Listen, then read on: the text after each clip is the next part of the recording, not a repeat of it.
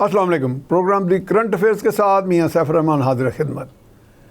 इस वक्त security situation जो है ख़ित्ते की वो बड़ी वॉलेटाइल है और इसका जो है पस मंज़र वो तो गज़ा की जो के ऊपर जो बमबारी इसराइल की हो रही है और मुतवातर वहाँ पे जो मुज़ालिम ढाए जा रहे हैं, फिर ईरान और इसराइल का भी जो कॉन्फ्लिक्ट है, वो कि ये कॉन्फ्लिक्ट आज का तो नहीं है, इस कॉन्फ्लिक्ट के पीछे एक बहुत बड़ा बैकग्राउंड है और ज़ाहिर है उसमें हेजेमोनिक पावर्स जो हैं, दुनिया को डोमिनेट करने वाली, डिक्टेट करने वाली, उनके अपने इंटरेस्ट हैं। अमेरिका की वॉर इकोनॉमी है और अमेरिका और इसराइल का जो नेक्सस है वो भी दुनिया को मालूम है। इसके साथ साथ दुनिया में कोई सप्लाईज़ का भी मसाइल बनेंगे, सप्लाई चेन डिस्टर्ब होगी, ऑयल की भी है, उसके बारे में भी जिक्र है। महंगाई और बढ़ती जा रही है, तो इसमें मुआशी मसाइल भी जन्म ले रहे हैं। और जब हम बात करते हैं तो फिर पाकिस्तान के मुआशी मसाइल जो हैं उनको तो हम किसी तौर पे भी नज़रअंदाज नहीं कर सकते कि जी पाकिस्तान में लोग महंगाई से का शिकार हैं और बहुत सी उलझने हैं और प्रोडक्टिविटी भी कम है और कई दफ़ा अहदाफ हम मुकर्रर करते हैं तो उनको हासिल नहीं कर पाते और IMF का अलहदा इशू है।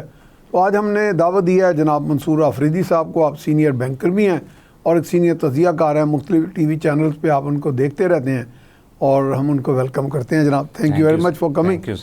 तो मंसूर साहब, ये जैसे अभी हाल ही में हम प्रोग्राम से पहले भी जिक्र कर रहे थे कि इसराइल का एक नया फिर एक उसकी तरफ से आया है, एक बम्बार्डमेंट सी हुई है अब, और उसको मेलो डाउन करने की, जैसे आप ही से मैंने लफ्ज़ मुस्तार लिया है कि ईरान ने कोशिश की है, लेकिन हम पहले भी कई गेस करते रहे हैं यही प्रोग्राम्स में बैठ के कि ये एस्केलेट होगा या रुक जाएगा, या एस्केलेशन तो वैसे किसी के भी इंटरेस्ट में नहीं। आपका क्या ख्याल है? बहुत बड़ी ताकत है तो उसके फॉल आउट से हर बिल आखिर कैसे बचेगी? जी थैंक यू सर, दोबारा मैं आपका शुक्रिया अदा करता हूँ। एक्चुअली जिस तरह आपने अपने प्रोग्राम के शुरू में बता दिया कि ये मसला जो है ये आज का नहीं है, ये काफ़ी देर का है। इसमें फ़लस्तीनियों के भी आपस में ग्रीवेंसेस हैं, उनके भी शिकायत हैं इजराइल स्टेट से कि जो सेटलमेंट्स हो रही हैं वो नाजायज़ कब्ज़े पे उनके इलाकों में सेटलमेंट्स हो रही हैं और हमें एज़ अ मुसलमान तो हम उनके पेन महसूस कर सकते हैं। एक उम्मा है, एक ही सोच है, लेकिन अक्सर जो वो तो बात तो सही कि हम उनका पेन महसूस कर सकते हैं, लेकिन हमें दोनों साइड को भी देखना पड़ेगा। दोनों साइड को दुनिया के जो मामला हैं वो भी हमें देखने पड़ेंगे। सिर्फ नज़रियाती तौर पे तो मसाइल हल नहीं होंगे। अभी अगर उन पे मजालिम हो रहे हैं फ़लस्तीन में और बमबारी हो रही है, बच्चे शहीद हो रहे हैं, अस्पतालों पे हमले हो रहे हैं, लेकिन हमने ये भी देखना है कि ये जो नई लड़ाई है ये कब शुरू हुई है।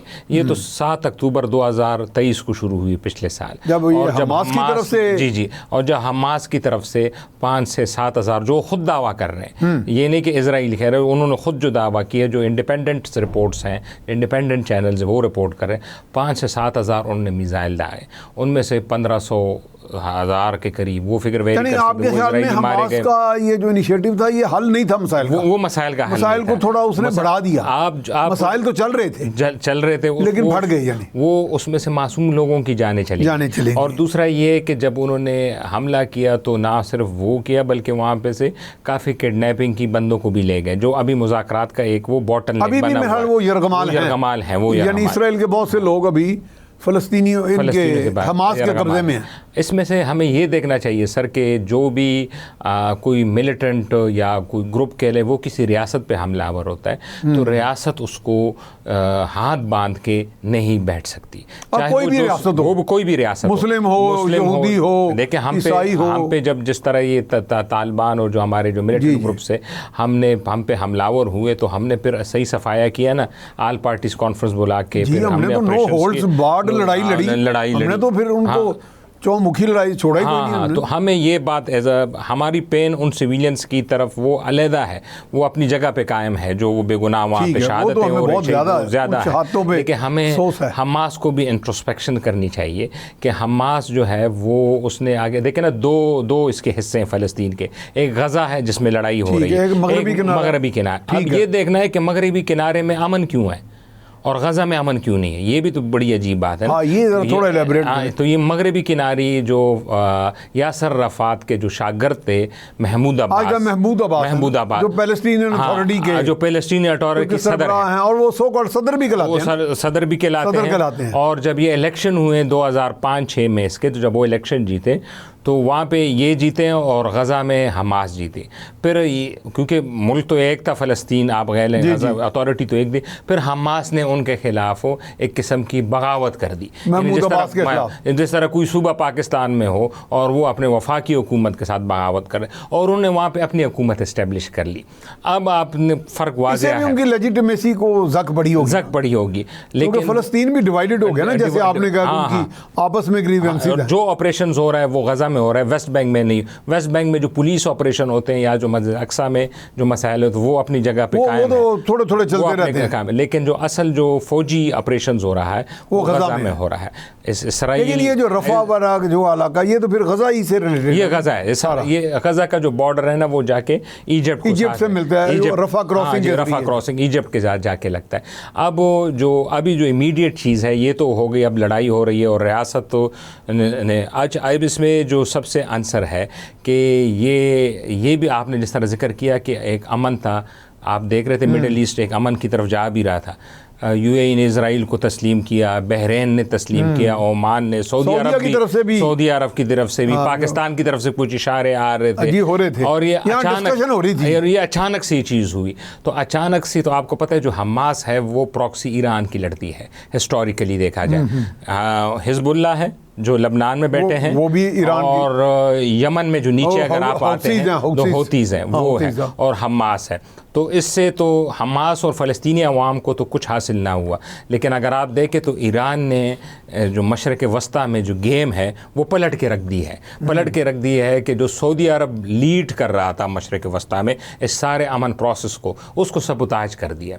अब वो यूएई ने भी ताल्लुकात मुंतक़े कर दिए हैं इजराइल के साथ, जो उन्होंने इस्तवार कर लिए थे, उन्होंने सफ़ीर वापस भेज दी, और बाकी अरब ममालिक ने भी रिस्ट्रेंट का मुजाहरा करना शुरू कर दिया। तो अगर इसको इन डेप्थ देखा जाए तो इसमें ईरान और जो सऊदी अरेबिया का जो टसल है वो हायल हुआ, और ईरान ने ये सारा गेम जो है वो पलट के रख दिया है। जो अब वो चीज़ें अमन की तरफ जाए, वो चीज़ें तो ख़त्म हो गई।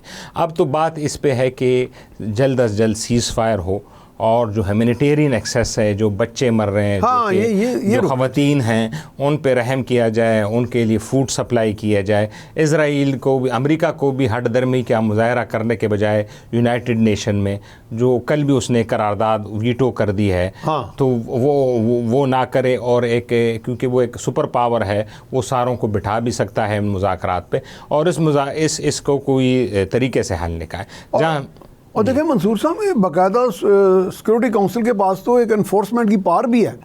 आपको पता है जैसे ईस्ट तिमोर में और हाँ जी फोर्सेस भेज दी गई थी, ईस्ट तिमोर में भी और अफगानिस्तान में भी, इधर भी उनके पास फोर्सेस भेजी एसाफ के नाम से हाँ, जो आया था वो अफगानिस्तान से यूएन, जो इराक था, इराक वाली जंग जो थी वो यूएन ने अप्रूव नहीं की, लेकिन अफगानिस्तान में तो एसाफ के साफ जो इंटरनेशनल सिक्योरिटी असिस्टेंट फोर्स थी वो आई थी। तो वो तो, लेकिन अब जो 5 मेंबर्स हैं यूएन काउंसिल के, उनको कौन बैठाएगा? P5 देखें ना, छोटों को तो बड़े बैठा लेते हैं, लेकिन अगर बड़े ही लड़ पड़े तो फिर बड़ों को कौन बैठाएगा? तो सोच का तो तकाजा यही है। और दुनिया में अमन, देखें ये जो लड़ाई, जब एक लड़ाई का तो हम फेस कर रहे हैं, सारी दुनिया ग्लोबल मेल्ट डाउन हो रही है। आप यूके जाएं, कनाडा जाएं, प्राइसेस इन्फ्लेशन हो रही है, हमारे यहाँ भी आप देखें ना, एक तूफान सा आया हुआ महंगाई का, तो वो यूक्रेन वॉर की वजह से। अब अगर ये जंग बढ़ जाती है और इन दो ताकतों के दरमियान, ईरान और इजराइल के दरमियान, तो स्ट्रेट ऑफ होर्मुज़ जो है, जहाँ वो कहते हैं कि अगर होर्मुज़ ब्लॉक हो गया तो उससे तो कहते हैं कि आपका पेट्रोल और पता नहीं क्या सारी सप्लाईज दुनिया की आधी से सबसे ज़्यादा हम जैसे ममालिक इफेक्ट होंगे जिनका दारोमदार ही तेल पे है। हम बिजली भी तेल से बनाते हैं, हम कारखाने भी तेल से चलते हैं, और गाड़ियाँ भी तेल से, तो हमारे लिए तो बड़े मसाइल। स्ट्रेट ऑफ होर्मुज़ से बाद लोग तो कहते हैं कि जैसे ग्वादर का हमारा जो लाइंस हैं कम्युनिकेशन की, वो ऑल्टरनेट रूट भी है थोड़ा सा, लेकिन मेरे ख्याल शायद अभी वो डेवलप नहीं हुआ।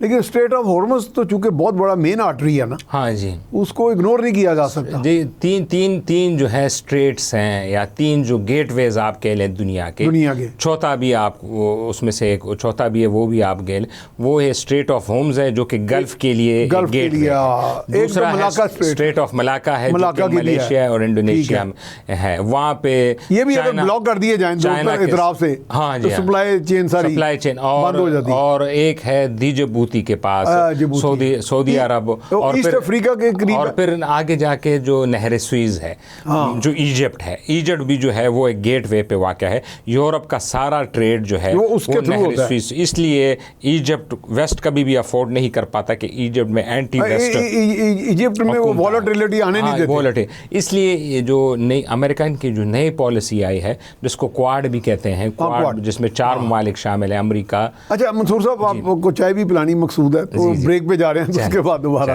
तो जी ब्रेक के बाद हम दोबारा हाजिर होंगे जनाब। जी ब्रेक के बाद हम आपको खुशामदीद कहते हैं। हमारे साथ मौजूद हैं सीनियर एनालिस्ट एंड इकोनॉमिस्ट जनाब मंसूर अफरीदी साहब। मंसूर साहब, आप बता रहे थे ना कि ये मलाक्का स्ट्रेट है, इधर तो खैर हम इस वक्त जो बात कर रहे हैं, जो सबसे इस वक्त खिता कॉन्फ्लिक्ट में है, वो तो स्ट्रेट ऑफ हॉर्मुज है। और अगर सप्लाई चेन वाकई डिस्टर्ब होती है तो हम तो यूक्रेन का भी फॉल आउट भुगत रहे हैं। जी जी। अच्छा, कमिंग टू पाकिस्तान, वैसे इजिप्ट की आपने बात की, तो आप तो इकोनॉमिस्ट भी हैं माशाल्लाह, और समझते हैं कि सुना है कि इजिप्ट इस वक्त नंबर 1 रेसिपिएंट है IMF के। जी जी, एग्जैक्टली, गालिबन मेरा ख्याल है नंबर 1, 2 है वो इस वक्त। आप अगर इजिप्ट के डायनामिक्स देखें ना जी, तो आपको लगेगा कि इजिप्ट जो है वो पाकिस्तान है। अच्छा, अगर कोई आपको नाम बताए बगैर इजिप्ट के फीचर्स बताने लगे कि वहाँ पे एक जो हमारे मुक्तदर हल्के हैं, अच्छा, हाँ, वहाँ पे मुक्तदर हल्के, फिर कहे आपको कि वो 22 दफ़ा IMF के पास जा चुका है, हाँ, फिर कहे कि जियो पॉलिटिकली बड़ी ज़बरदस्त जगह पे वाक़ है, लोग समझे कि क्या पाकिस्तान की बात, यहाँ भी हम यही कहते हैं ना, हम बड़ी ज़बरदस्त जगह पे वाक़, लेकिन वो इवेंचुअली इजिप्ट होगा। मेरे दोस्त हैं, भाई हैं जिन्होंने मल्टीनेशनल में काम किया, उनके पास इजिप्शियंस थे।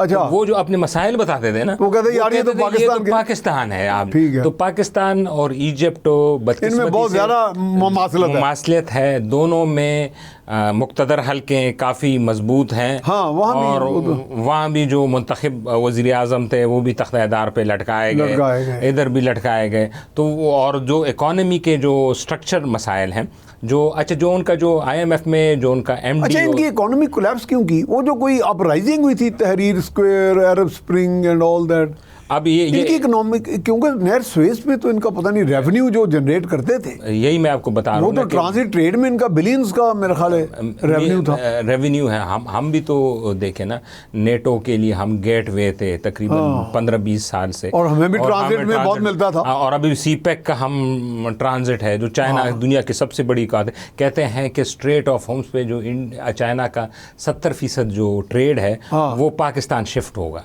यानी वो स्ट्रेट ऑफ होर्मुज। तो जब स्ट्रेट ऑफ होर्मुज आप देख लें कि इंडोनेशिया, उसका कहते हैं जी हमारा अल्टरनेट बनेगा, हमारा वो है CPEC। लेकिन बदकिस्मती से कि इजिप्ट और पाकिस्तानी वो अनफॉर्चुनेट रियासतें हैं कि अपने सारी खूबसूरतों की वजह से वो इनकी इस अपनी खूबसूरती और हुस्न जो है वो इनकी दुश्मन बन गई हैं। और ये कभी भी स्टेबिलिटी में आपको ना वहाँ पे स्टेबिलिटी नज़र आ रही है, और जो MD होता है, जो IMF के नेगोशिएटर होता है ना, वो भी इन दोनों मुल्कों का एक ही होता है हमेशा। अच्छा, हाँ, जो वहाँ पे इम्प्लीमेंट करता है, जो हमारे स्टेट बैंक के पहले साबिक गवर्नर थे रजा बाकिर साहब, वो भी तो इजिप्ट में थे, पहले इजिप्ट में थे, और इजिप्ट में उन्होंने वही इकदामात किए जो फिर आगे इधर आके किए। तो ये बदकिस्मती है दोनों मुल्कों की कि हम दोनों ही एक ही चीज़ों से शिकार हुए हैं, इकोनॉमिक मिसमैनेजमेंट भी और पॉलिटिकल अनसर्टेनिटी। अच्छा, आप तो IMF को और इकोनॉमी को बहुत समझते हैं। IMF के बारे में एक मिसकंसेप्शन है कि जी वो सिर्फ तबाह करने आती है इकोनॉमीज़ को। कई लोग कहते हैं नहीं, ऐसा नहीं है, वो तो बल्कि आपको ठीक है, सरमाया तो आपको मिल जाता है लोन की शक्ल में, लेकिन वो आपको रीस्ट्रक्चर भी करते हैं, आपका रीवैम्प करते हैं, आपको प्रायोरिटाइज करना सिखाते हैं इकोनॉमिक। इसमें रियलिटी क्या है? What is the reality? इसमें ये डिक्टेशन तो होती होगी, चले अमेरिका का चूँकि उसमें कितना है जी, 18% के कितना, अमेरिका का तो बहुत ज़्यादा इन्फ्लुएंस है ना, ये 18% है। हाँ जी। तो अब ये है कि रियलिटी क्या है, उनकी बातें अगर कुछ समझ ली जाएं तो कहते हैं आपकी इकोनॉमी बेहतर हो जाती है। अच्छा, दोनों बातें बेहतर क्या, बहुत सी सूरत है, दोनों बातें इसकी सही हैं जो IMF के बारे में जो दोनों बातें होती हैं। अच्छा, एक टेक्निकल टर्म्स पे मैं आपको पहले वो बता देता हूँ। टेक्निकल बात वैसे कि वो जो आपको एडवाइजरी देती है कि आप अगर इन्फ्लेशन ज़्यादा है तो बैंकों के इंटरेस्ट बढ़ाएं ताकि उससे इन्फ्लेशन कम हो जाएगी। और ये इकोनॉमिक्स के फंडामेंटल है कि जब भी इन्फ्लेशन बढ़ेगी तो आप बैंकों के इंटरेस्ट बढ़ाएं तो डिमांड कम होती है। भी शायद इस तरह का ये हर वहाँ भी हुआ था। तो डिमांड कम होती है और डिमांड की वजह से जब है चीज़ों की ज़्यादती सप्लाई हो जाती है और आहिस्ता आहिस्ता महंगाई कम होने जाती है। ये तो इसका टेक्निकल साइड है। जो दूसरा आपने एंगल क्या कि यह कि वाकई किसी मुल्क के फ़ायदे के लिए होती, तो दूसरा एंगल जब आप इंटरेस्ट बैंकों की बढ़ा देते हैं, फ़र्ज़ कर लें तो आपकी कॉस्ट ऑफ प्रोडक्शन बढ़ जाती है। जब कॉस्ट ऑफ प्रोडक्शन बढ़ जाती है तो आपके चीज़ें कोई ख़रीदता नहीं है, और जब कोई चीज़ें ख़रीदता नहीं है तो आपके कारखाने बंद होना शुरू हो बेरोजगारी भी आती है, तो बेरोजगारी पैदा हो जाती है। तो मैं इसको ना दो दरमियान का कोई रास्ता नहीं होता, दरमियान का कोई रास्ता नहीं, दरमियान का तो रास्ता नहीं, एक ही रास्ता है जो मुल्कों ने खुद अपने लिए रास्ते बनाने हैं। इस पे मैं आपको मिसाल दे दूं कि जो हमारी हालत है, यानी हम खुद इन्हिसारी पे चले जाएं, खुद सेल्फ रिलायंस पे। हमसे बदतर हाल 92 में हिंदुस्तान के थे। बदतर इस तरह हैं कि हमारे तो अभी भी कुछ 7 अरब डॉलर हैं, उनकी यानी 1 अरब आबादी में उस वक्त उनके 3 अरब डॉलर रिजर्व्स थे 92 में टोटल। और जब IMF ने उनको कहा लोन का, तो IMF ने कहा आपने मुझे गारंटी देना है कुछ, मैं वैसे ही आपको लोन, हमें तो बगैर गारंटी के मिल रहे हैं ना। तो उन्होंने उनको कहा कि आपने मुझे ना गारंटी देना। हमारे मुख्तदर हलकों की गारंटी तो है नहीं, वो तो है, लेकिन मैं टेक्निक तो उनसे फिर सोना लेके गया, गोल्ड, और गोल्ड को प्लेज कराया गया। लेकिन उसके बाद उन्होंने रिफॉर्म्स की और फिर उन्हें पीछे नहीं देखा। आपने देखा उनके रिजर्व 600 650 अरब डॉलर है। तो पहले तो ये कि हम खुद इन्हिसारी की तरफ जाएं। खुद इन्हिसारी ये है कि हम रिफॉर्म्स करें। सोना उनके पास, उनके स्टेट बैंक ऑफ इंडिया के पास था इतना? हाँ, वो था। वो तो तकरीबन हर बैंक के पास इतना होता है, हर सरकार के। आप किसी अफ्रीका के मुल्क में भी चले जाए तो 3-4। मेरे पास एक स्पेनिश स्कॉलर आया, वो कहता है कि इंडिया में तो खवातीन जो सोना पहनती हैं वो तो बैंकों से ज्यादा है। हाँ, वो है, वो जो लोगों के पास है, वो तो यानी उनके पास जैसे ये थी कि अगर ये नेशनलाइज कर दिया जाए, नेशनलाइज कर दिया तो वो तो कई अरबों डॉलर ये बन जाए। तो असल में ये कि हर मुल्क ने अपने पाँव पे खुद खड़ा होना है। आप कहते हैं जी कुदरती जो वसाइल हमारे बहुत हैं, हमसे ज़्यादा कुदरती जो मिनरल्स हैं वो नाइजेरिया के, लेकिन नाइजेरिया देखें अभी भी वो इंतशार का शिकार है। वहाँ पे कोई स्टेबिलिटी नहीं है। तेल प्रोडक्शन में वो दुनिया के दूसरे तीसरे बहुत ज़्यादा तेल है उसके। इस तरह इराक देखें, वो भी तेल प्रोडक्शन में दुनिया के दूसरे तीसरे ममालिक में है। तो असल नहीं, अब इराक के जो ऑयल वेल्स हैं उस पर किसका, अमेरिका का कब्जा है क्या? वो तो अगर आप ऑन द पेपर कहें ना तो वो तो उनका कब्जा तो नहीं है, वो तो इराकी हुकूमत के पास है। लेकिन असल में तो दुनिया के तकरीबन सारे बड़ी ताकतों के कब्जा। हाँ, वो तो उन्हीं का कब्जा है। लेकिन वैसे कागजों में उनके असल में जो मुल्क ग्रो करते हैं वो ह्यूमन रिसोर्स है। मैं अक्सर ना मिसाल देता हूँ सिंगापुर की। सिंगापुर देखें, उसके पास कोई रिसोर्स नहीं है, कोई रिसोर्स नहीं, कोई नेचुरल रिसोर्स नहीं, ना तेल है, ना बड़ी ज़राअत है, ना कुछ है। और वो मलेशिया से अलहदा हुआ है। अच्छा, वो वाहिद मुल्क है जो मलेशिया को कह रहा था कि हमने अलहदा नहीं होना है। मलेशिया वाले कह रहे थे कि जी आप अलहदा हमसे, हम जान छोड़ाएं। वो सिंगापुर देखें, वो अब हब बन गया है फाइनेंशियल का और IT का और हर फील्ड में। आप देखें बैंकिंग, ये वो दुनिया का बड़े बड़े एक लीडर कांग्लोमरेट्स वहाँ पे हैं। हाँ, 30-40 साल ने एक लीडर ने लगाए, मेहनत की। अब वो सिंगापुर जो है वो फार ईस्ट एशिया का एक फाइनेंशियल हब बन गया है, जिस तरह इकोनॉमिक जायंट है वो, जिस तरह यूरोप का स्विट्ज़रलैंड है। तो आप इसको कह सकते हैं कि एशिया का वो स्विट्ज़रलैंड है फाइनेंशियल सेक्टर में। ठीक है। अच्छा, ये बताएंगे हमारे जो इस वक्त IMF का प्रोग्राम चल रहा है या जिस पे हम बात कर रहे हैं, ये कह रहे हैं कि 2-3% पे हमें शायद मिल जाए, एक्सटेंडेड फैसिलिटी मिल जाएगी। स्टैंड बाय अरेंजमेंट के तहत तो जो मिलना था वो तो शायद मिल गया सारा, या अभी कोई रहती है उसकी किस ट्रांस कोई नहीं, वो मिल गई है शायद। हाँ, वो सारी मिल गई, वो तीनों, तीसरी भी मिल गई। लेकिन आप ये लॉन्ग टर्म लेना चाह रहे हैं कोई 3 से 5 बिलियन डॉलर, 3 से 5 बिलियन डॉलर इनका। लेकिन उसके साथ जो प्री कंडीशंस आ रही हैं वो फिर चूंकि आपका वो कहते हैं टैक्स टू GDP रेशो बढ़े। अब देखेंगे टैक्स टू GDP रेशो हमारा 9 से 10% है। कई यूरोपीय ममालिक का मैं पढ़ रहा था, किसी का 20% है, किसी का 25 है, किसी का 30 है। हाँ जी, अमेरिका में भी मेरा टैक्स टू GDP काफ़ी है, काफ़ी है। तो हमारे यहाँ तो उसके बहुत हम डबल डिजिट में अभी तक नहीं गए। तो लेकिन यहाँ तो ज़रा सा भी गवर्नमेंट एक रिफॉर्म्स लाती है या फील्ड में आते हैं जी, तो यहाँ पे झगड़े शुरू हो जाते हैं, एजिटेशन शुरू हो जाता है। रिफॉर्म्स और स्ट्रक्चर तो पॉलिटिकल विल के बगैर कहीं पे नहीं होता, वो नहीं होती पॉसिबल। और पॉलिटिकल विल भी ये है कि सारी जो पॉलिटिकल पार्टीज़ हैं वो आपस में मिल बैठ के एक चार्टर ऑफ इकोनॉमी बनाएं और उस पर सियासत ना करें। ये नहीं है कि वो कोई पॉलिटिकल पार्टी आज बरसदार में है और वो कोई PIA को या स्टील मिल को प्राइवेटाइज करना चाहें, हाँ। और दूसरी पार्टी जो है वो आगे उसको सारा, हाँ। या एक पार्टी जो है ट्रेडरों पे टैक्स लगाना चाहे तो दूसरी पार्टी आके उनको सपोर्ट करे, दुकानें शटर डाउन हड़तालें करे। तो ये तो हमें समझ लेनी चाहिए सब कौम को एज अ नेशन में क्या कि हमें जो इकोनॉमी है या जो पॉलिटिक्स जो है उस पर तो पॉलिटिक्स और सियासत नहीं, जब सियासत करेंगे तो कोई रिफॉर्म्स नहीं हो सकता, क्योंकि रिफॉर्म्स तो आपको पता है पार्लियामेंट ने करने, हुकूमतों करने, और जब उनके पास बैकिंग नहीं होगी पॉलिटिकल पार्टीज़ की तो कोई रिफॉर्म पॉसिबल नहीं है। ना हम इदारे प्राइवेटाइज कर सकते हैं, ना अब अपना टैक्स बेस जो है जो सबसे कम है हमारा दुनिया में सबसे कम है, दुनिया में सबसे इंडिया में भी शायद 17-18 तक आ गया। वो तो काफ़ी, उन्होंने तो जो GST है जो हम जनरल सेल्स टैक्स उसको सेंट्रलाइज कर दिया है। अच्छा। अब आपको वहाँ पे जाके मुख्तलिफ टैक्स नहीं देने पड़ते हैं। यहाँ तो आप जाए ना एक बंदा, यानी एक तरह कंसोलिडेट कर दिया, एक ही जगह पे आप टैक्स दे दें, बात खत्म हो गई उसकी। और ये नहीं है कि नंबर 1 नंबर 2 5-6 टैक्स होते हैं, टैक्स दे दिया, और बिल के अंदर लिखे होते हैं। ये मेरे ख्याल में पेट्रोलियम के अलावा उन्होंने सारा टैक्स जो है वो सेंट्रलाइज कर लिए, तो इससे उनका टैक्स रेवेन्यू काफ़ी बड़ा है। हमारे यहाँ भी स्ट्रक्चरल रिफॉर्म्स हो सकती है, लेकिन पॉलिटिकल विल। अब ये कह तो रहे हैं कि FBR के अंदर रिफॉर्म्स ला रहे हैं, कोई उसको रीस्ट्रक्चर कर रहे हैं। FBR में रिफॉर्म्स कर रहे हैं, सेंट्रलाइजेशन होनी चाहिए, लेकिन सबसे पहले सर जो इम्पोर्टेंट है ना किसी भी स्ट्रक्चर रिफॉर्म के लिए वो है डाटा।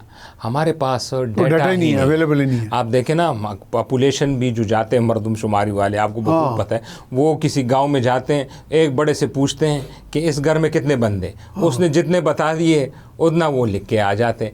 आखिरी नाम नहीं पूछते, नाम भी जल्दी बता देते हैं। आखिरी मरदमशुमारी सबसे बेहतर हुई थी, उसकी वजह ये थी कि हर टीम के साथ एक फौजी था, अगर आपको याद है। आप फिर फौज की तरफ सारा रुख मोड़ रहे हैं। मैं क्योंकि नहीं वो तो आगे कंट्रोवर्शियल हो गई बेचारी, उसका जाती हूँ, क्योंकि वो टीम जाती वापस तब थी जब वो वहाँ पे एश्योर करती थी कि जो डाटा घर में जितने बंदे हैं, जो डाटा हम तकरीबन हर हाउस होल्ड में जाते थे, वहाँ के किसी बड़े से बुला के हमारे अपने गाँव में मैं आपको बताता हूँ ऐसे हुआ है कि वो किसी एक घर से उनकी नहीं बनती थी, तो वोटर लिस्ट वाले आए, वो कहते हैं यहाँ से ये शिफ्ट हो गए, हालांकि वो उधर गाँव में उधर रह रहे थे, तो वो दोनों वोटर लिस्ट में नाम नहीं था।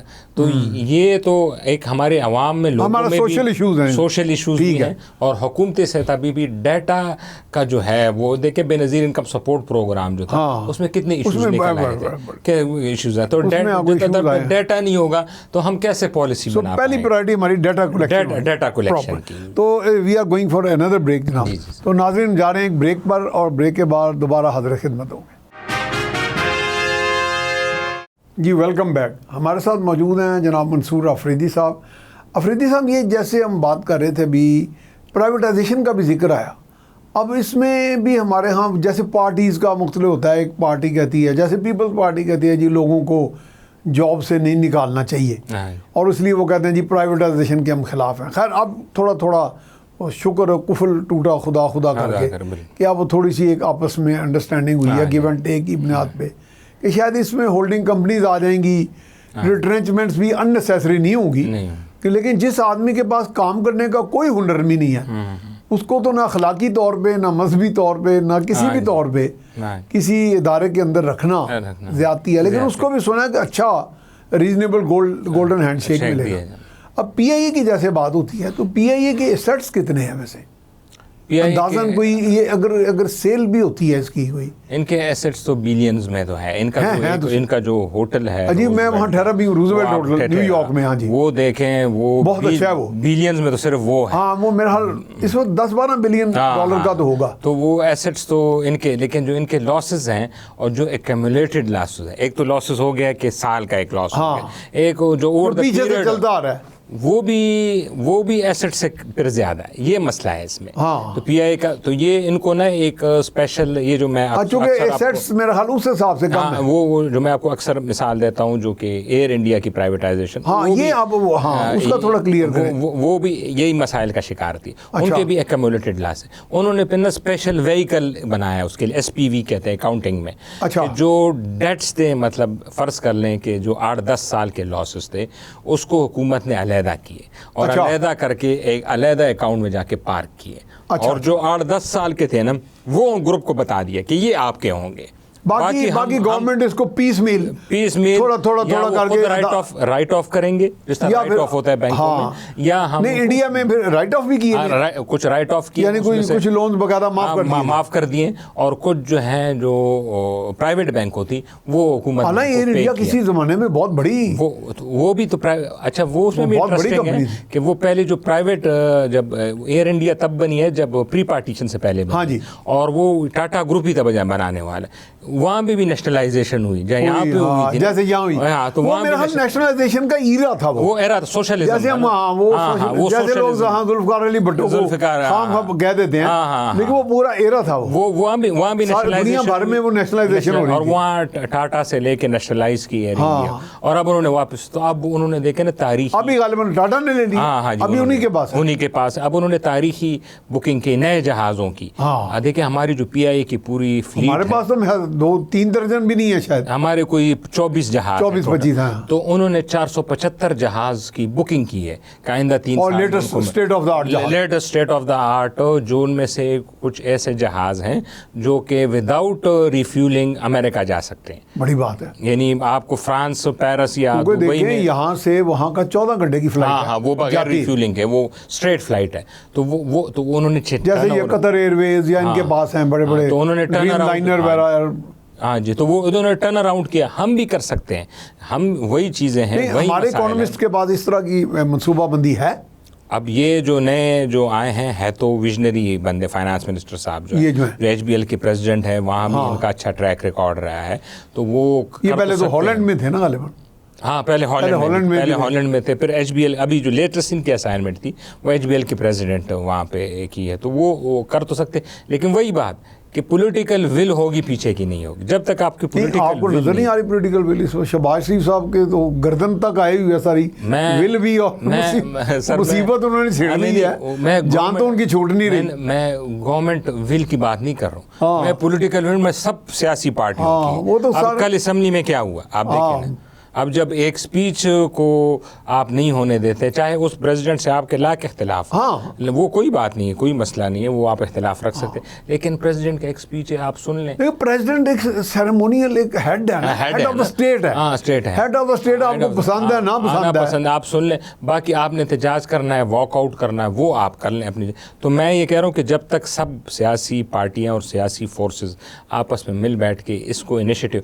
क्योंकि जो बाहर का जो इन्वेस्टर होता है ना, उसको हमेशा, आप भी कहीं पे जब इन्वेस्ट करेंगे तो आपको ये खदशा होता है कि जो ये बिजनेस चल रहा है, तो कल ये जो इनका जो प्यो है, जो इनका फादर है, ये वो हो गया, तो बेटे जो हैं ये संभाल सकेंगे कि नहीं संभाल सकेंगे, ताकि मैं इन्वेस्ट करूं। तो उनको भी यही होता है कि ये हुकूमत अगर शाय होता है कि खाइफ होता है, तो ये हुकूमत अगर इस्तेकाम चाहिए, तो ये हुकूमत अगर कल नहीं रहती, 2 साल 3 साल बाद चली, जो कि दूसरी हुकूमत आएगी, क्या वो हमारे साथ यही पॉलिसी कंटिन्यू करेगी?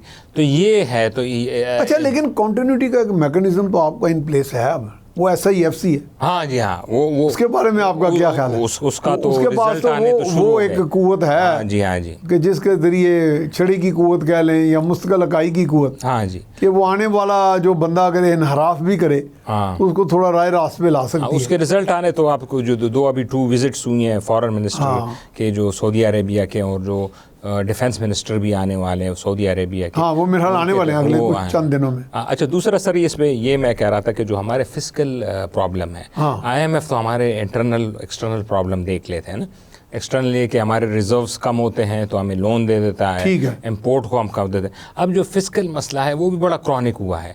हम मेरे ख्याल में दुनिया के उन चंद ममालिक में से हैं कि हम जो टैक्स कलेक्ट करते हैं, हमारा टैक्स कलेक्शन, जो नेट टैक्स कलेक्शन है सर, वो है 6 ट्रिलियन, हाँ, 6,000 अरब जो है, यानी 6 ट्रिलियन है। लेकिन इस मरतबा शायद इन्होंने टारगेट तो रखा था शायद। नहीं, वही बात आपकी सही है, 6 ट्रिलियन, लेकिन हम जो इंटरेस्ट दे रहे हैं यानी सूद दे रहे हैं वो 7 ट्रिलियन दे रहे हैं। यानी कि 1000 अरब हम मांग के दे रहे हैं, मांग के दे रहे हैं। जो सूद है, जो अकाउंटिंग का प्रिंसिपल है, वो सूद आपने टैक्स से ही देना है। हाँ। और डिफेंस भी टैक्स से ही करना है।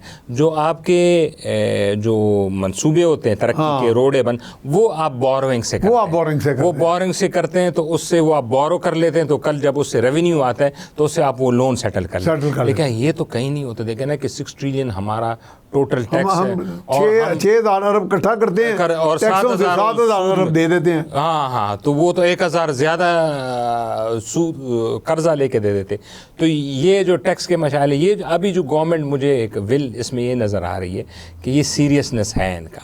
इन्होंने जिस तरह ये टैक्स बेस कलेक्ट करने के लिए ताजरों पे टैक्स लगा रहे हैं कि वो जो मार्केट वैल्यू है, मार्केट वैल्यू पे वो जाके 10% या 20% लगाएंगे। Market value of the property? No, of the rent. Of the rent, उस जगह की जो लोकेशन है, ठीक है, उसकी फर्ज का एक दुकान है, हाँ, उसकी फर्ज का 1 लाख रेंट बेस बना के, यार्ड स्टिक बना के, यार्ड से 1 लाख रेंट असेसमेंट करेंगे। हाँ, 1 लाख रेंट दे रहे हैं तो उसका 10% आप टैक्स दे देंगे।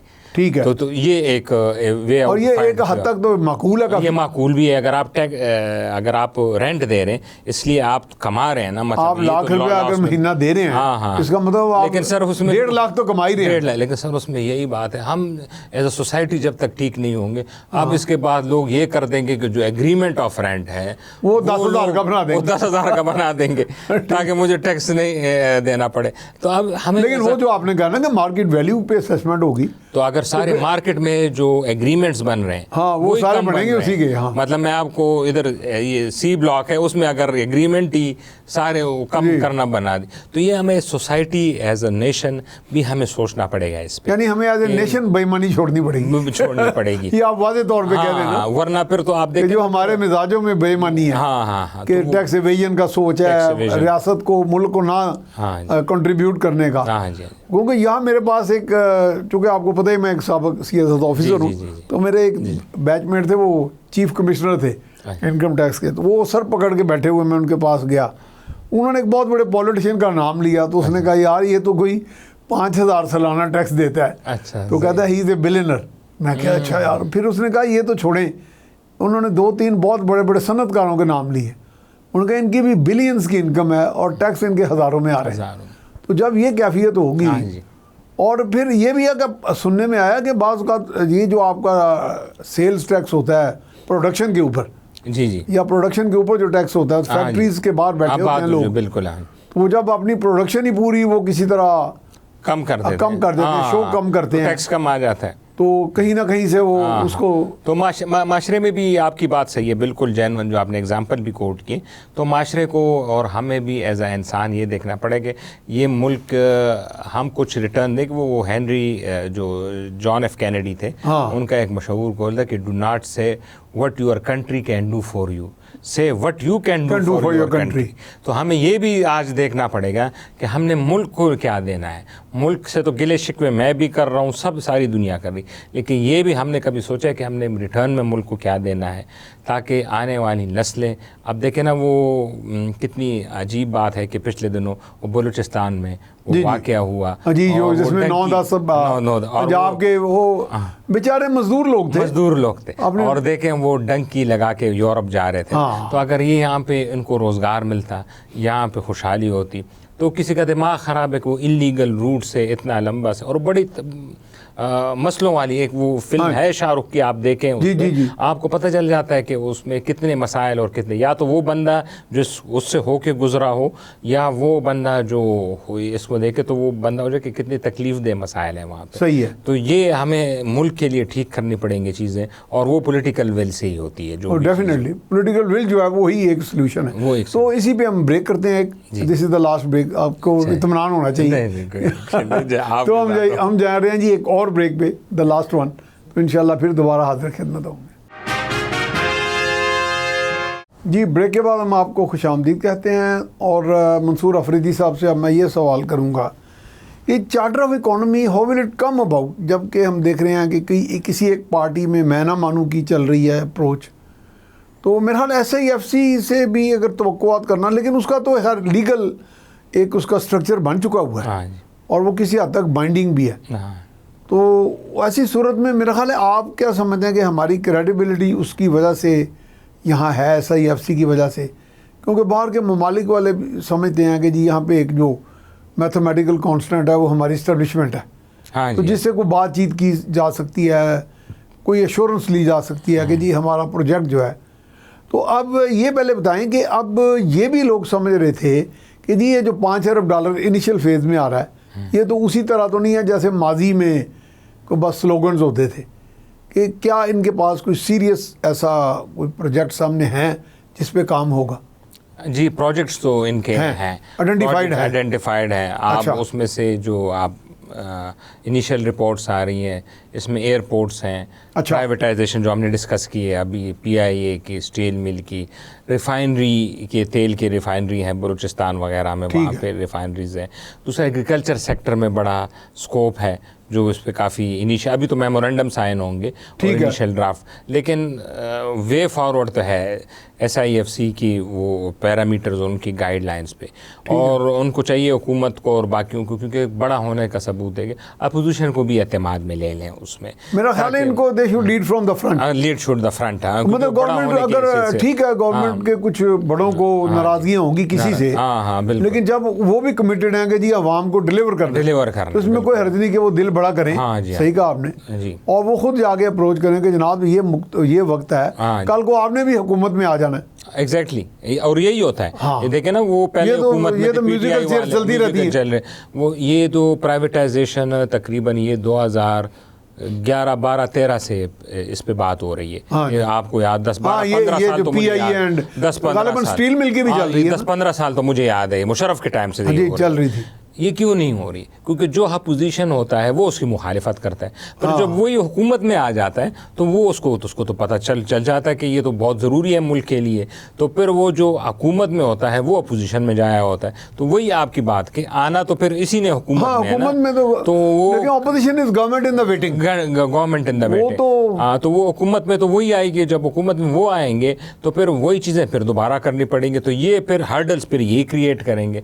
तो यही जो इन्होंने COD जिस तरह मुहतरमा ने और मियाँ साहब उन्होंने किया था। हालांकि वो दोनों पार्टीज बहुत लड़ती थी, वो बहुत 90s यानी एक दूसरे को मरवाने तक तो ले होते थे। 90s की लड़ाइयाँ तो देख के आप ये वाली तो भूल जाएंगे, जिस किस्म की लैंग्वेज थी और वो जल से जुलूसों में एक दूसरे के खिलाफ, और फिर जिस तरह एहतसाब का नीचे टॉप द बॉटम एक दूसरे को गिरफ्तारियाँ, चापें और मुख्तलिफ हरबे इस्तेमाल होते थे। लेकिन फिर उन्होंने लर्न किया कि लेकिन अब भी देखें वो आपस में अमन अमान से चल रहे हैं, वो अपने अपने मफादात तो हैं, मफादात हैं, लेकिन अमन अमान तो जो स्लोगन जो तीसरी पार्टी जो उभरी उसके बाद वो तो PTI थी ना, वो PTI उनमें भी अगर ये इसी तरह की अप्रोच आ जाए हाँ, तो कौम को फायदा होगा उसका। उनमें भी कुछ बहुत अच्छे लोग हैं, अगर आप देखेंगे ना, वो तो आपके सामने मीडिया में आते हैं, कुछ होते हैं ऑफ शूटर्स टाइप, लेकिन ना कुछ हैं उनमें बड़े अच्छे लोग भी हैं जो कि समझते हैं कि मुल्क की मसाइल को आगे लेके चलें। तो वो इसी तरह कुछ पैरामीटर बने, और जो हमारे मुक़्तदर हल्के हैं वो इस बेस्ट पोजीशन में इन चीज़ों को हल करने में, क्योंकि उनको लीवरेज भी हासिल है। और फिर आपकी बात है कि जो इंटरनेशनल फोर्सेस हैं या जो इंटरनेशनल ममालिक हैं वो भी उन्हीं के साथ चलती हैं। सऊदीया हो गया, चाइना हो गया, जितने भी ममालिक हैं, उनको पता है कि हमने पाकिस्तान में इनके थ्रू से जो चीज़ होगी वो स्टेबल होगी और वो कोई कंक्लूजन पे जाके पहुँचेगी। ठीक है, तो CPEC का क्या प्रोस्पेक्ट्स दिखाई दे रहे हैं? CPEC का जो ये इश्यूज हुए, जो ये लॉ एंड ऑर्डर का, ये इससे वो काफ़ी हद तक उन्होंने हाथ खींच लिया, ये बड़े सस्पिशियस भी है। ये मेरा ख्याल है बाय डिज़ाइन हो रहे हैं, और बाय डिज़ाइन के बगैर तो वो तो किए जा रहे हैं किसी भी मुल्क में। ये मेरा एक मानना है, जितने ही मैंने मुतालिया किया सर ना, कि कोई भी तहरीक जो मिलिटेंट तहरीक की मैं बात करता हूँ, वो किसी बायर के सपोर्ट के बगैर चलती नहीं है, वो नहीं चल सकती, बल्कि लॉन्च ही नहीं होती, वो लॉन्च ही नहीं हो सकती, वो इम्पॉसिबल है। आप सबसे बड़ी तहरीक जो खुदकश हमलावरों की थी वो थी तमिल टाइगर्स। उसको इंडिया बैक करता था श्रीलंकन को, जब उन्होंने हाथ खींच लिया, आपको पता है इंदिरा गांधी के बेटे को भी राजीव गांधी को किया था, जब उसको मार दिया तो तब उनको अक्ल आई तो उन्होंने हाथ खींच लिया। वो सबसे बड़ी तहरीक देखे, वो उसका अब नामो निशान नहीं है, खत्म हो गई है। तो कोई भी इस तरह वो बड़े थे शिन फेन, आयरलैंड की, जो आयरलैंड वाली, वो भी बड़े खौफनाक, वो भी खौफनाक, लेकिन खुदकुश बमबारी और पता नहीं क्या बायर के वो भी बिल्कुल खत्म हो गए। बायर के फाइनेंसिंग और बायर के सपोर्ट के बगैर आज भी कल आज भी सुबह देखें जो कराची में जैपनीज पे हमला हुआ, तो वो तो शुक्र है बच गए, उनको तो हो गई सिक्योरिटी। लेकिन इस तरह की मैसेजिंग ना, लेकिन मैसेजेस तो ये दुनिया को जाएगा ना अक्रॉस द वर्ल्ड कि ये सेफ नहीं है मुल्क, यहाँ पे इन्वेस्टमेंट सेफ नहीं है। अब इन चीज़ों को भी एड्रेस करने की ज़रूरत है कि ये अगर कोई हमसाया मुल्क इसमें इन्वॉल्व है तो उसको फिल फॉर जवाब दिया जाए, सफारती तौर पे भी उनके दूसरों को प्रेशर बढ़ाया जाए। और फिर इसके दूसरे मैकेनिज़्म भी हैं, क्योंकि अगर आप हमें अनस्टेबल रखेंगे तो फिर हम आपको भी अनस्टेबल रखेंगे। और क्योंकि हमने अपने मफाद देखने, अपने मफाद देखने, तो ये चीज़ें भी हमसाया ममालिक के साथ उठानी चाहिए। और सीपेक तो एक गेम चेंजर है, अगर उसी को वो हिंदुस्तान सबूताज करता है तो ये तो हमारे लिए एक बहुत बड़ा, हमारे लिए अलमिया होगा और भारत की सक्सेस होगी और उसकी सक्सेस। मुझे याद है जब सीपेक लॉन्च हुआ तो उस तकरीब में बहुत से एम्बेसडर थे, मैं भी मौजूद था।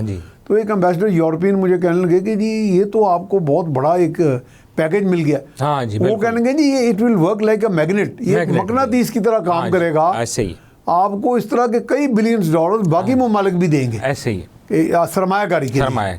तो वो मैग्नेट को ही मेरे ख्याल कोई हिट किया जा रहा है बार बार। जो चाइना का जो बड़ा प्रोजेक्ट था वो BRI का, उसमें 6 कॉरिडोर्स बनने थे, 6 कॉरिडोर्स बने, और सबसे प्राइम ये है सबसे, और उसका जो फ्लैगशिप था वो सीपेक था। तो जब सीपेक पे डेंट पड़ा तो आपने देखा है ना, जो BRI का भी जो वो था ना सबसे बड़ा हाइप वगैरह, वो भी खत्म हो गई है। वो भी मैं उसको ट्रेस कर रहा हूँ, वो कोई बांग्लादेश से एक रूट वहां से जाना था, म्यांमार से जाना था, सेंट्रल एशिया से जाना था, वो भी काम रुक नहीं गया, वो हर जगह काम रुक गया है। तो जब से उधर ये खासकर बाइडेन साहब आए हैं, उसके बाद आपने देखा होगा इन चीज़ों को, अमेरिका ने खैर इस पे बड़ा जोर लगाया ना, वो उन्होंने तो बड़ा काम किया, उन्होंने तो अलहदा से अपने लिए इसके अल्टरनेटिव अपना एक पैकेज लाए। और लेकिन वो में थ्रू नहीं हो रहा, वो थ्रू नहीं, वो तो उन्होंने इंडिया मिडिल ईस्ट को शामिल करके, वो तो हर मिडिल ईस्ट सबोटाज हो गया ना, वो सबोटाज हो गया ना। वो तो वैसे भी मंसूर साहब कहते थे $41 trillion were involved. 41 trillion in the initial stages. वो उस हवाले से भी कोई feasible नहीं दिखाई दे रहा था। लेकिन अभी जो क्योंकि मिडिल ईस्ट में जो ये हो गया तो वो तो सबूताज ही हो गया। तो इन्होंने कहा अगर हम ऑफलाइन कहें कि अगर इन्होंने कहा होगा चाइनीज़ ने, अगर आप हमें सबूताज कर रहे हैं तो हम आपको सबूताज कर लेंगे। तो ये असल तो ये तरीका है कि विन विन होनी चाहिए, आप भी ग्रो करें, हम भी ग्रो करें। ये तो वो शी जिनपिंग का तो विजन ही है, ये विजन ही। लेकिन अगर आपने BRI को सबूताज किया, जो कि लग रहा है हो गया है, तो इन्होंने फिर उस प्रोजेक्ट को भी सबूताज किया, क्योंकि ईरान और चाइना तो बहुत स्ट्रेटेजिक पार्टनर है। और इनका मेरा ख्याल है चीन की तो वहाँ काफ़ी बड़ी बड़ी इन्वेस्टमेंट्स हैं, कोई $400 बिलियन कोई हाइड्रोकार्बन का है, और हाइड्रोकार्बन का है, चाबहार का भी जो पोर्ट है वो उन्होंने लीज पे लिया, वो कॉरिडोर बनाए।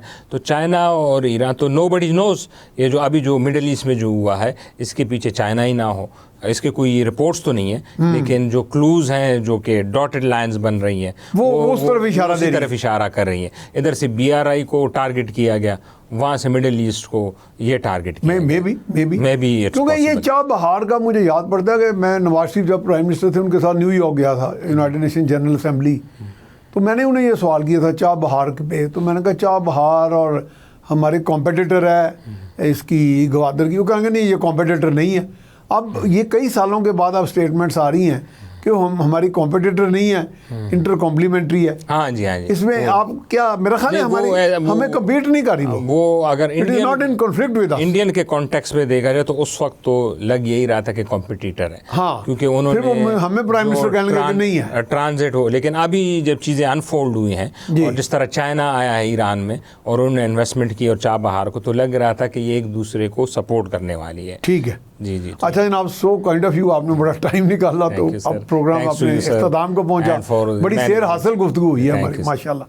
तो जनाब आपने सारी बातचीत सुनी और इसमें लुबे लबाब ये, इसमें बड़ी अच्छी तमाम तकरीबन बातें सामने आई हैं। हमारे यहाँ जो इन्वेस्टमेंट की अपॉर्चुनिटीज़ हैं, दुनिया में जो मॉडल्स हैं, वो भी हमने डिस्कस किए। और एक बात पे हमारा फोकस रहा थ्रू आउट कि वो हमारे यहाँ पॉलिटिकल विल की जो कमी है वो उसके पे काम करने की ज़रूरत है, और हमें यकजहती के साथ अपनी स्ट्रेंथ्स को बढ़ाना है और चार्टर ऑफ इकॉनमी जो है वो बनानी है, ताकि इसका कोई नेमल बदल ना हो, कोई इनहराफ ना कर सके, और कौम को हम डिलीवर करके दिखाएं। अपनी जगह हम सारे दावे करते हैं कि हम सिंसियर हैं, तो फिर यही एक वक्त है कि हम आगे बढ़ें और कौम को डिलीवर करके दिखाएं। इसके साथ ही अपने मेज़बान मियाँ सैफ रहमान को इजाज़त दीजिए। अल्लाह निगहबान।